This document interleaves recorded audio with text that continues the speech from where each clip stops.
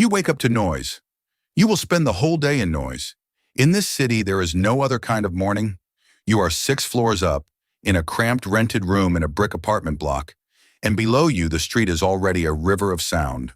Cartwheels on stone, a bakery's shutters going up, 2 men arguing about money, someone selling water.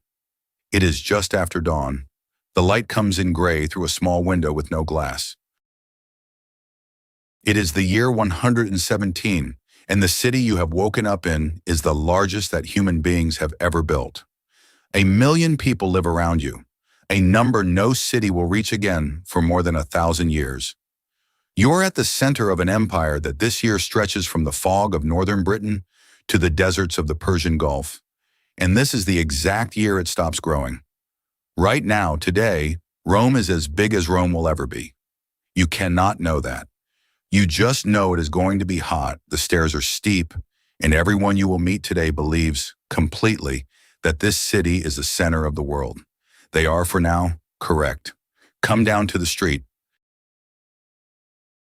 The stairs are dark and there is no railing. The building you are climbing down is called an insula, an island, and 1 million people need a lot of them. They go up 5, 6, 7 stories, and the higher you live, the poorer you are. Because the higher you live, the farther you are from the door if there's a fire. And there are always fires. You come out into the Subura, the loud, crowded, working-class heart of Rome, and the street is barely wide enough for 2 loaded mules to pass. Laundry hangs overhead. Shops open directly onto the pavement.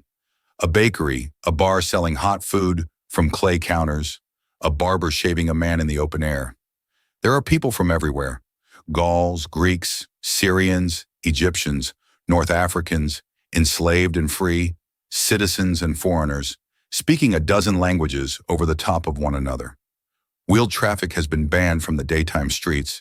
There are simply too many people, so deliveries came in overnight, which is part of why you woke up when you did. Rome never fully goes quiet. It just changes shift. Keep your hand on your purse, look up occasionally for anything being thrown out of a window, and follow the smell of bread. Because in this city, the bread might be free. Stop at the fountain on the corner. Water is pouring out of it, clean, cold, and constant, and no one is guarding it. Because in Rome, nobody has to pay for water at a public fountain. It just runs, all day, all night, forever. Look where it comes from. On the skyline marching toward the city on stone arches are the aqueducts. At this point, there are 9 of them, carrying hundreds of millions of liters a day, from springs and lakes in the hills, some from over 60 kilometers away, sloped so gently that the water walks downhill the entire distance and arrives here, at this corner, for free. This is the thing that is genuinely hard to believe from the future.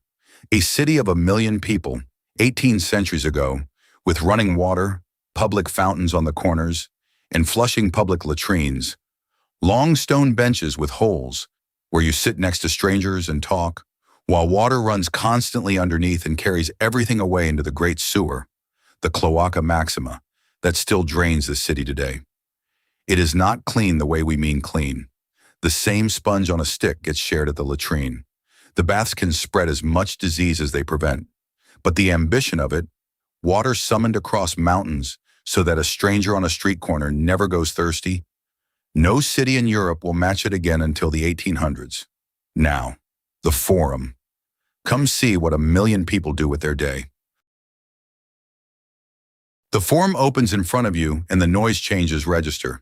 From the private noise of the street to the public roar of the center of the world. White marble everywhere, painted brighter than you expect. The Romans do not like their statues plain. Temples, law courts, the platform where speakers shout at crowds, money changers, booksellers, fortune tellers, and men in togas doing the real business of an empire, which is mostly talking. And here's the thing holding the whole city together. A large share of the citizens of Rome receive free grain from the state, the annona, a monthly ration handed out to keep 1 million people fed, and just as importantly, calm.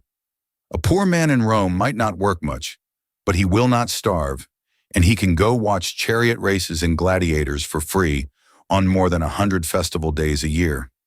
A politician 2 centuries ago called it exactly what it is: bread and circuses. Give the people food and entertainment, and they will let you run the empire. It sounds cynical. It is also quietly one of the first times in history a state decides that keeping its poorest citizens fed is simply the government's job. You've collected your bread. It's getting hot. There is only one thing to do in Rome in the afternoon. You go to the baths, and so does everyone else, rich and poor, because entry costs less than a loaf of bread, and for that coin you get something close to a palace. The great bath complexes are enormous: vaulted ceilings higher than a church, heated floors, pools that run from cold to warm to hot, steam rooms, exercise yards, gardens, libraries, snack bars. You move through them in order: sweat, scrape the dirt off your skin with a curved bronze tool, swim, sit, and above all, talk. The baths are where Rome does business, gossips, flirts, and argues.